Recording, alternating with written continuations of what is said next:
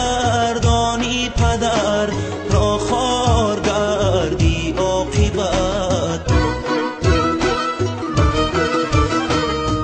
تیره بخت تو ببرا روزار گردی عاقبت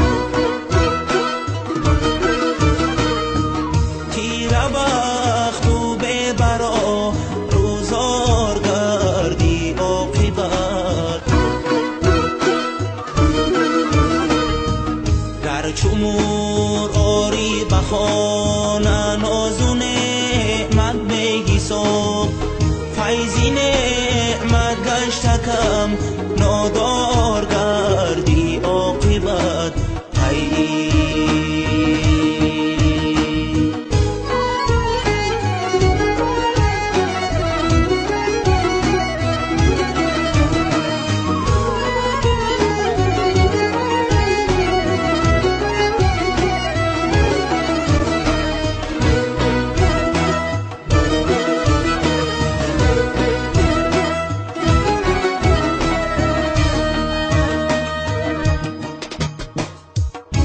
محبت و رسازی از پدر دانستمان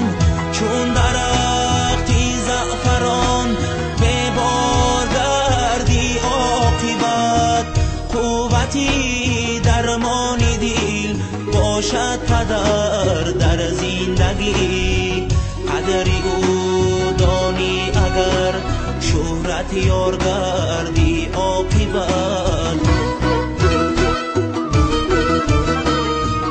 قدری او دانی اگر شهرت یار گردی عاقبت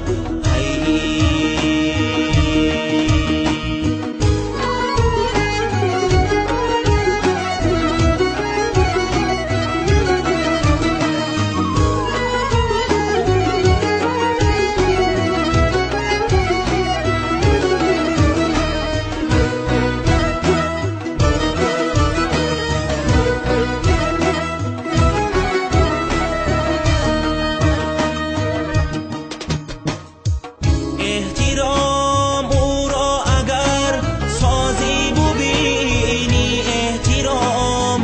گشت صاحی باورا رو سرکار گردی عاقبت شو عصای دستی او هنگامی پیری ای پسر خواهی فرزندی بنم بو آر گردی عاقبت خواهی فرزندی بنم بو آر گردی عاقبت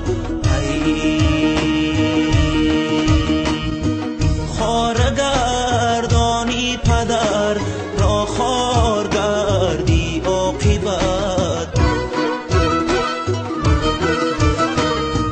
تیره بخت تو ببرا روزار گردی عاقبت